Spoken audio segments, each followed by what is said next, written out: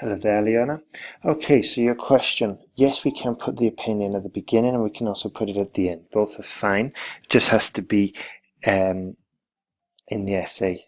Sorry, it has to be in the essay somewhere. Okay. Also, I deleted your direct question, which was here, because usually we don't write like that, formal academic English. Last part was, I'm sorry, I'm jumping around a bit here.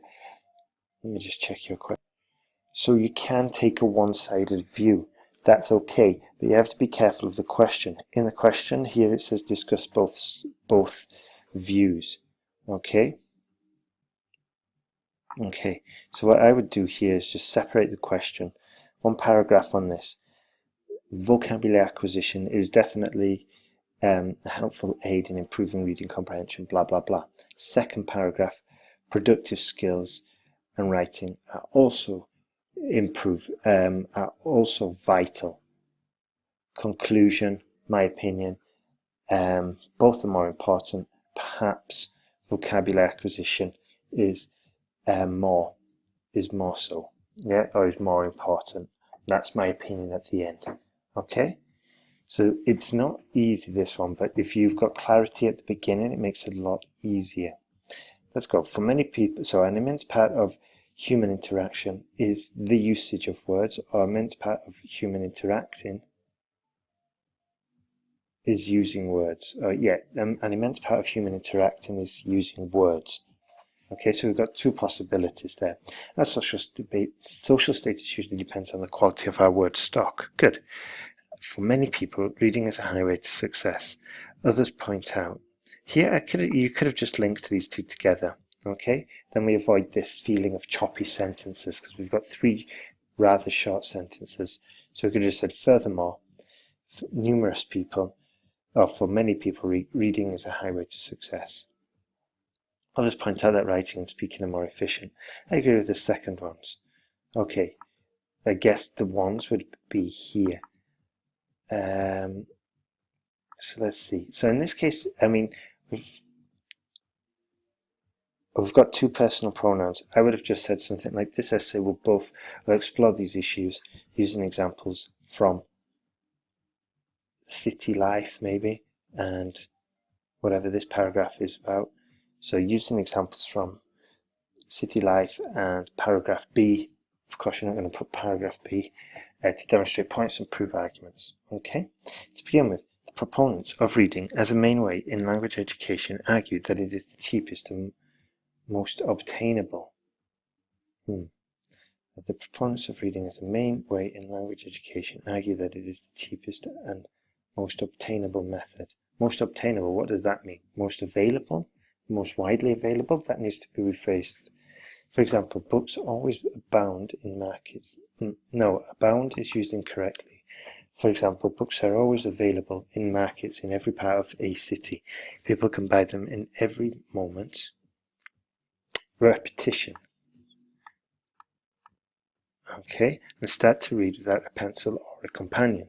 Furthermore, reading is one of the fastest types of activity. I would have said bobsleighing or sprinting is the fastest. I don't understand this. So that would need to be expanded. Nevertheless, the opponents of upgrading vocabulary by reading. So was this paragraph all about this vocabulary acquisition? No. And it wasn't even about comprehension. Sorry if I sound really harsh, but that's task response. Okay, we need to focus our paragraphs regarding the question. Nevertheless, the opponents of upgrading vocabulary by reading do not accept this economy of time, money and time. The main argument is that writing and speaking affect more types of memory and form more stable construction in human minds. Okay, where are we going with this argument? Moreover, mistakes are noticeable, they can be understood. So I don't really get this point, and we're moving on to another point. Okay, so the way to avoid this is to stick with 1 point per paragraph. Okay, and maybe give an example of that point. Moreover, mistakes are noticeable, they can be understood and corrected immediately. Let's see. Okay, so I can see we've got really good English skills and grammar skills and vocabulary skills. Occasionally there's a serious error, but the ideas, the the communication is there, but the ideas and the organisation is poor. This would negatively affect your cohesion and coherence score. Moreover, mistakes are noticeable. They can be understood and corrected immediately. People clearly see or hear from another person about them. Try to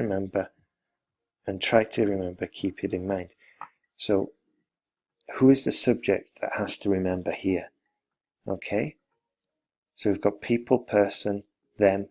I don't understand who's the subject who has to keep what in mind. So this is consistency. Okay, so next time you write an essay, you want to check for the subject. Is it crystal clear? By the way, is spoken English. Books have a specific genre, and words in them can be unused or rarely used, while the speech almost never has this drawback. Okay, to sum up, or in conclusion, a higher outcome is reached by writing and speaking. These forms of education have got the number of minuses that reading has not. So you're saying here it's better, writing and speaking, and then you're saying these forms have got a number of minuses or minus points or negatives that reading has not. Okay, so this is a very complicated way to say that reading is better, okay?